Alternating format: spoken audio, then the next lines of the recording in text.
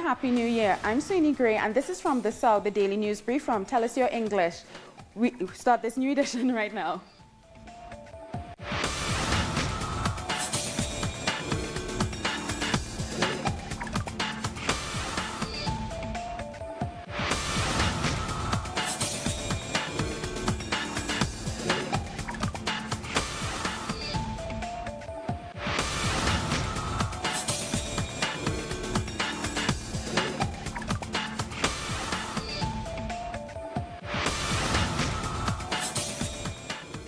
Every January 1st, Latin America and the Caribbean joins Cuba in its celebration of the anniversary of the revolution. 59 years ago, rebel army forces headed by Fidel Castro entered the city of Santiago de Cuba victorious, marking the triumph of the Cuban Revolution. Despite multiple aggressions by the U.S. government, under revolution, Cubans have achieved records of progress like universal health care, public education, and environmental protection. On this day, social organizations on the continent and the world over continue to be inspired by the Cuban Revolution and its legacy of anti-imperialism. As we celebrate the Cuban Revolution, we take a special look at Cuba-Caribbean relations. On December 8, 1972, 4 independent Caribbean countries established diplomatic relations with Cuba. They were Barbados, Guyana, Jamaica, and Trinidad and Tobago. In recognition of that, CARICOM Cuba Day is celebrated annually. But Cuba always supported the region by offering scholarships to CARICOM residents and life-saving health care to Caribbean heads of state. Caribbean tributes to Comrade Fidel are common, like this memorial held in Trinidad at the headquarters of the Association of Caribbean States in 2017. And Caribbean-Cuban relations continue to strengthen as Caribbean Airlines will begin direct flights to Cuba starting January. Please allow me to communicate the appreciation and gratitude of the Cuban people and government for the expressions of solidarity received from our Caribbean brothers and sisters on the demise of the leader of the Cuban Revolution, Commander-in-Chief Fidel Castro Ruz. He was the pioneer, the leader, and the main promoter of political relations and cooperation among all of our countries. At this point, I would like to recall his words of December 8, 2002, when he said, "The only way out for our peoples rests with integration and cooperation, not only among states, but also among the different regional mechanisms and organizations." Cuba's infant mortality in 2017 hit the lowest in the history of the socialist country at less than 5 deaths per 1,000 live births, according to the Ministry of Public Health. Cuba allows expectant mothers to stay in maternity homes where potential health risks to babies can be identified early on in the pregnancy. The report also highlighted the program for cancer control, which in the last 3 years has halted the increase in disease-related mortality. During his New Year's message, Prime Minister Gaston Brown encouraged Antigua and Barbuda to consider the many reasons they should be proud of, including the strengthening of relations with Cuba. Just consider what we achieved together over the last 3 months, despite the damaging effects of September's hurricanes that caused us to close down the country on 3 occasions, with all the attendant loss of revenues. We successfully hosted the Cuba-CARICOM Summit and the OASIS Parliamentary Assembly, welcoming more than a dozen heads of government and their delegations, and displaying our capacity and our generosity. You will recall the Cuban president, Raul Castro, expressing publicly his deep admiration for our performance in the wake of circumstances in which other countries remain crippled. January 1st is a special day for Haiti because on that day, the nation led the way for Latin America's independence movements. On January 1st, 1804, the African diaspora population faced the colonial powers seeking their liberation. An abolitionist process began in 1791 with an armed confrontation between French colonizers and the slaves who decided to rise up after being ravaged by a deeply inhumane system. And in 2018, Haiti's President Jovenel Moïse will become the chairman of CARICOM, We now bring you part of his New Year's message for the region. 2018 dawns for the Caribbean community with the prospect of seizing an opportunity out of a crisis, as we begin the rebuilding process after the devastating hurricanes of last September, as well as Hurricane Matthew, which pounded the region on October 3 and 4, 2016. We do so with the aim of creating the first climate-resilient region in the world. The absolute necessity to create a climate-smart region is clear given the effects of climate change, which have brought us droughts, mega hurricanes, heavy floods, and unusual weather patterns, all of which adversely affect our development. The social and economic gains that we have made individually and collectively must be protected against the onslaught of nature. The CARICOM member states, as well as the region's non-member states' production of greenhouse gases is practically null, even though they bear a disproportionate share of the consequences. And in news of sports, the Trinidad and Tobago Olympic Committee has named Misha Lee Ahi their Sportswoman of the Year. Miss Lee Ahi is easily the top female sprinter in the country.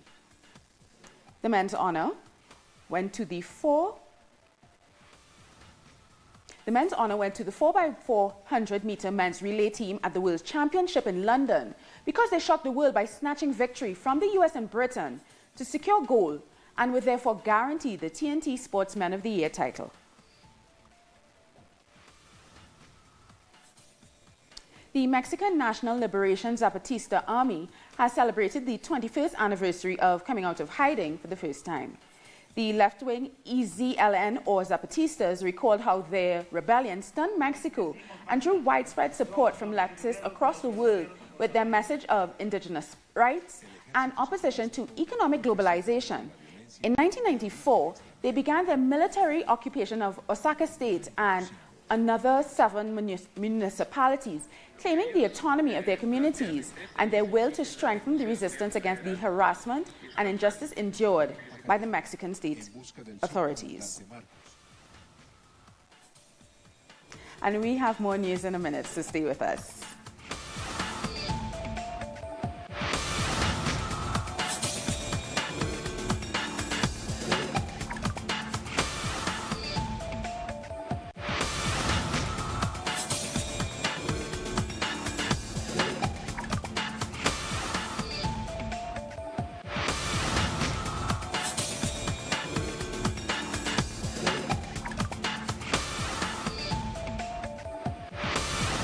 In his annual end-of-the-year address, Venezuelan President Nicolas Maduro announced several new economic measures to continue the country's Bolivarian revolution. Maduro emphasized that despite the illegal economic war incited by U.S. President Donald Trump, the country has further advanced towards the model of 21st century socialism launched by former President Hugo Chavez. Among the measures he announced was a 40% rise in the minimum wage. I announced a 40% increase in the minimum national salary and all the salary charts at a national level for teachers, soldiers, police, doctors, public workers. But besides that, I am ordering an increase of 30 units to the food tickets. That would take it up to 61 food tickets. Those with the faces of President Pedro Pablo Kaczynski and former dictator Alberto Fujimori, who was recently pardoned, were burned as part of Peru's traditional New Year's Eve celebrations. Thousands have been protesting since Fujimori's pardon and are calling for Kaczynski to be held accountable for corruption charges in the Odebrecht scandal. Protests have not lost their fire over the holiday period, and more demonstrations and calls for new elections are planned for the days and weeks ahead. The victims of mass forced sterilization during Fujimori's dictatorship in Peru are still struggling for justice and compensation 2 decades on. Between 1996 and 2000, during Fujimori's regime, at least 300,000 women and 20,000 men, mostly poor and indigenous, were forcefully sterilized. At least 18 women are known to have died because of complications arising from the procedure. Government health workers spent hours going from door to door to coax and bully women in a farming community in Peru's highland to join the so-called free medical treatments. The government had denied all wrongdoing throughout until the victims themselves organized, taking their protests to the press and prompting an investigation and backlash.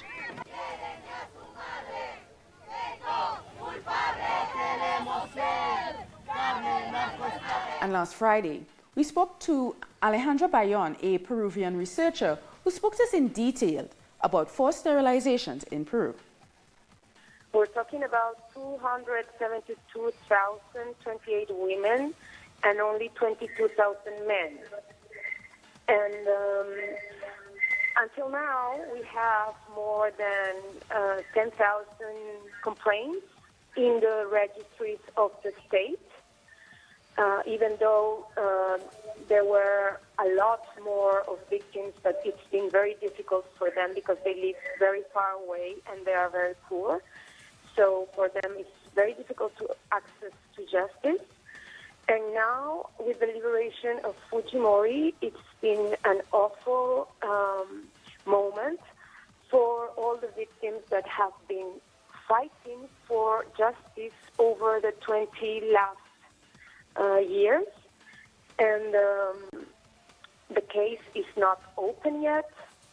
And reparation in Peru has a different way from justice. You cannot win a trial, but still have reparations from the state. An event that has caused outrage in Argentina is the failure of the Oral Federal Tribunal No. 6, which has granted house arrest to Miguel Osvaldo Echecolatz, the former police officer during the dictatorship, who was found guilty of genocide, convicted of torture, and sentenced to 23 years in prison. Human rights organizations announced that they will work on a unified strategy so that the ruling can be reversed. More details in the next report. In a move that sees a regression in the field of human rights and crimes against humanity, the genocide condemned across 3 consecutive cases, Echecolatz, Circuito camps and La Cacha, Echecolatz will now be able to fulfill his sentences in his house in the Mar del Plata city, province of Buenos Aires. The truth is that a decision of a sector of justice is retreating. It is denying the process of truth and justice, and that is really giving up on a process of justice against genocides in Argentina. The grandmothers have already said so. Human rights organizations will take actions to avoid this house arrest. The judicial decision has caused distress for the family of Jorge Julio Lopez, the construction worker who disappeared in 2006 and was the key witness in the cases against the head of the Buenos Aires police, who was responsible for 21 clandestine detention centers. It really is a genocide. He is a murderer, responsible for multiple crimes. While he was following the judicial process, we haven't forget the disappearance of Julio Lopez. We don't forgive it. Echecolatz is one of the worst examples of Argentina's genocide, of human rights violation, and that is why we continue demanding jail for him, not house arrest. Currently, there are a number of open charges. The representative was also condemned in another 3 cases related to a disappeared person and other crimes against humanity. During the year, we had to come out many times to say that what we had conquered in all of these many years of struggle of the grandmothers, of their families, can be go back on, like in the case of the attempt of the 2-for-1 court. The frustration and the pain when we found out that someone who committed genocide was returning to his house. I am talking about Echecolatz, who finally has recovered his freedom, despite all of us and despite of what justice was supposed to do. The rejection is unanimous. The children and families affected are filled with anger and pain. In declarations to the press, they warn that with this order, they feel horror sent once again in their neighborhoods. Amnesty for mass murderers as a true nightmare. Human rights and organizations and family members denounce that this event shows the double standards of the Argentina's justice that persecutes and incarcerates social and opposition leaders against the current government, but at the same time gives freedom to those responsible for genocide. Guatemalan social leaders in Ixcan Chicha have marked 21 years of the peace treaty, highlighting the central causes of the 36 years of war continue to impact the lives of the historically excluded population. Community leaders of Ixcan Chicha's municipality have remembered the 21-year anniversary of the peace agreements, while saying that the causes that led to the armed conflict continue to generate social inequality. The injustice continues. Many of the causes that gave origin to the armed conflict have not been resolved. There's still discrimination, inequality, unfair distribution of wealth, and now also corruption. There were 12 agreements signed by the state of Guatemala and the Guatemalan National Revolutionary Unity, URNG, in 1996, also considered as a heritage of the excluded people.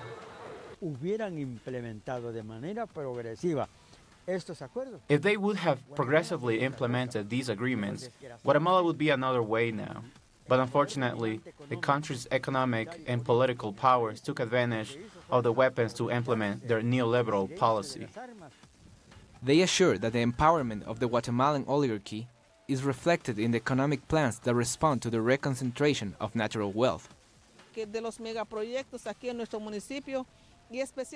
We have constant threats of big projects here in our municipality, in particular the Katun plan, that we haven't had anything to do with, and yet everything is ready to go.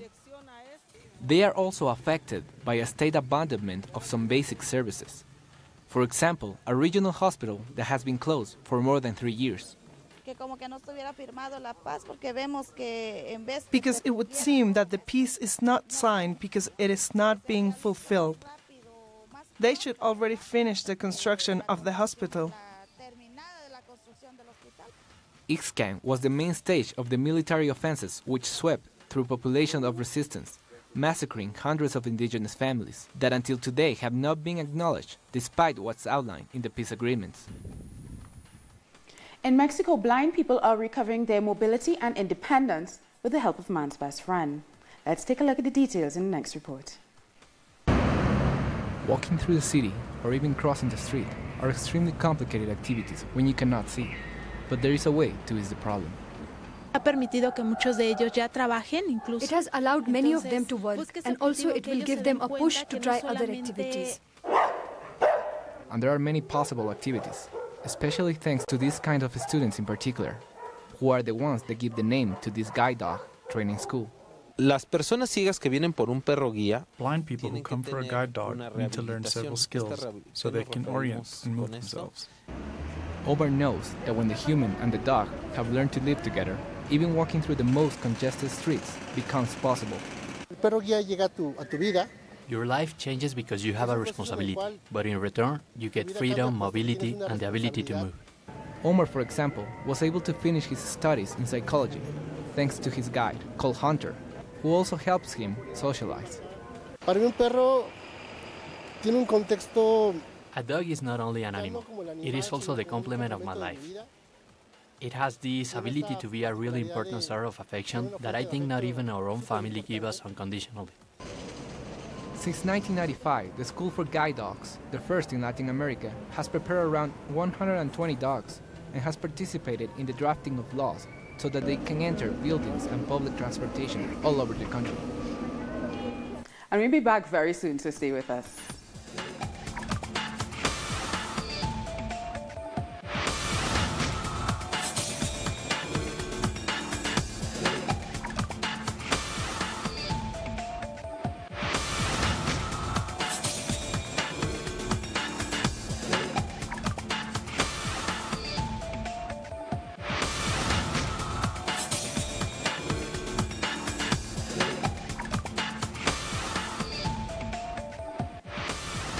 Welcome back. 12 people have been killed and hundreds arrested in nationwide protests in Iran that have now entered their fifth day. What began as demonstrations against unemployment and rising food prices turned into anti-government protests calling for a change in leadership. Iranian state TV said that some armed protesters had tried to take control of some police stations and military bases, and that police retaliated with tear gas and water cannons to disperse the crowds. And pro-government demonstrations also took to the streets in huge numbers in support of ruling President Rouhani and the clerical establishment.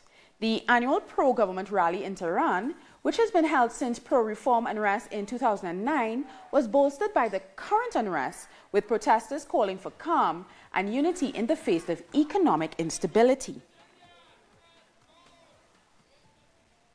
And U.S. President Donald Trump tweeted his support for the protests on Sunday from his private club in Palm Beach, Florida, saying, big protests in Iran. People are finally getting wise as to how their money and wealth is being stolen and squandered on terrorism. Looks like they will not take it any longer. The USA is watching very closely for human rights violations. In reaction, President Rouhani rebuffed Trump's comments, saying that the US president has no right to sympathize with Iranians, since he, just a few months ago, called the Iranian nation a terrorist nation. This man in America who today wants to sympathize with our people has forgotten that just a few months ago called the Iranian nation a terrorist nation, labeled it a terrorist nation. This person who is against the Iranian nation to his core, he wants to feel sorry for Iranians? There's a question here. It is an open to suspicion. Hong Kong's annual demonstration saw around 10,000 citizens march through the city, demanding a stop to any further erosion of its autonomy. Holding various banners that read "Protect Hong Kong" and "Defend One Country, Two Systems," protesters expressed worry at encroaching suppression by Beijing. Semi-autonomous Hong Kong has been ruled under a one country, two systems deal since Britain returned it to China in 1997. Let's now have a look at some of the other news from around the world. 8 people have been killed in a deadly crackdown and anti-government protest in the Democratic Republic of Congo, and dozens have been arrested by security forces. The security forces fired tear gas into churches and bullets in the air to break up gatherings at a Catholic mass. There have been protests across the country to demand President Joseph Kabila to step down. If your term is over, give opportunities to others to run. You are a son of the country. You belong in the Senate. Give the others the opportunity to lead. Maybe they will do it better than you did. A seaplane has crashed into a Sydney river, killing 6 people on a wine and dine sightseeing flight ahead of the city's New Year's Eve celebrations at the harbour. 5 of those killed were British nationals. One of them was an 11-year-old girl, and the pilot was Australian. In another tragic incident, a Costa Rican plane has crashed into a wooden area near a popular tourist beach, killing 12 people, including 10 US citizens and 2 local pilots. The accident occurred in the mountainous area of the Punta Islita beach town. The aircraft crashed minutes after takeoff, but officials have not yet determined the cause of the crash.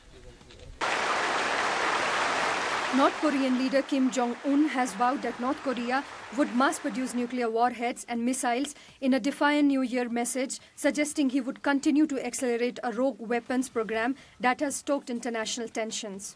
The whole of the US mainland is within our nuclear strike range. The nuclear button is always on my table. The US must realize that this is not a threat, but the reality.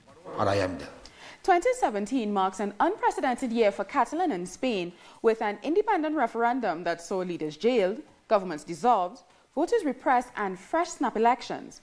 For a deeper look at the twists and turns of this journey, let's tune in to the following reports.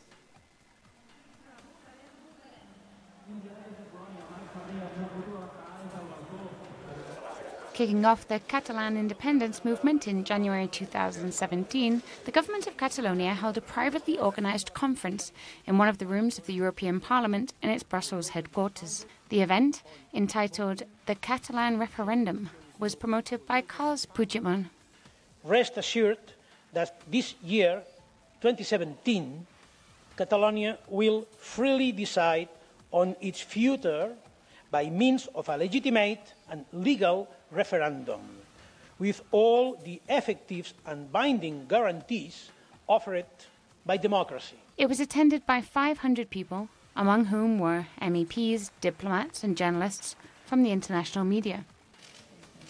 The referendum was approved by the Catalan Parliament on the 6th of September, along with a law which stated that independence would be binding with a simple majority without requiring a minimum turnout.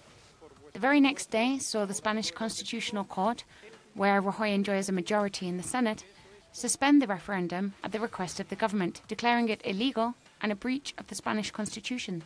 No va a haber referéndum. There will be no referendum. There won't be a referendum because no democracy in the world could accept the liquidation of the constitution and the norms of the people living together. As the autonomous region prepared to go ahead with their vote, the National Police and the Spanish Civil Guard stormed the headquarters of the Catalan government.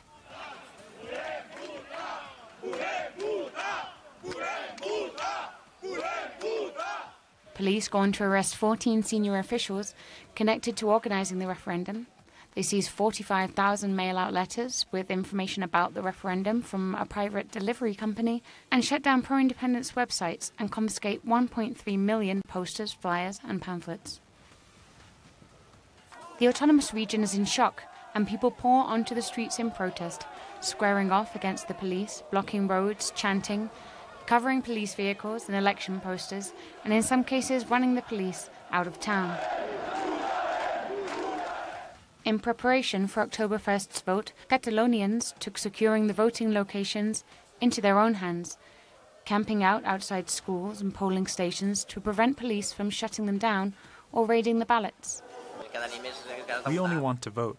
I don't think we're afraid. It is, of course, possible that Spanish or Catalan police shows up Sunday morning at 6 a.m. to close this polling station. The morning of the vote, and in a day that would go on to shock the region and all of Europe, police violently disperse peaceful protesters and citizens using batons, tear gas and rubber bullets in a day of repression that leaves 760 people injured. Spain's worst political crisis since its return to democracy from the Franco dictatorship 4 decades ago galvanizes the separatist movement, and massive protests and a region-wide strike grip Catalonia.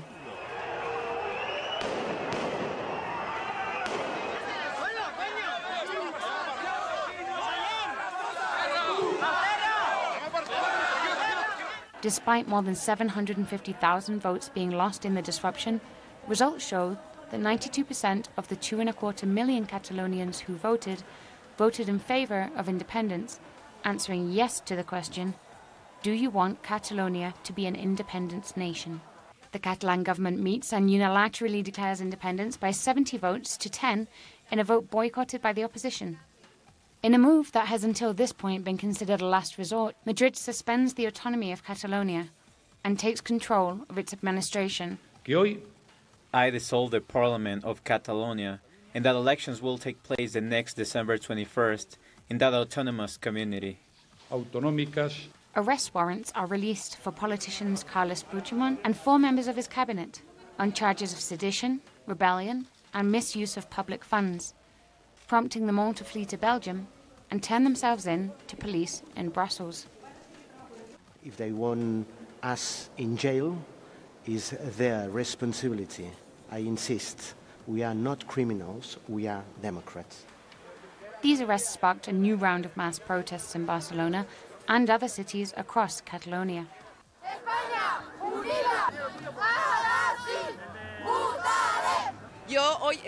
I am here today and part of my family is in Brussels. They are defending independence while we are defending the Constitution. This is the misfortune this process has brought us.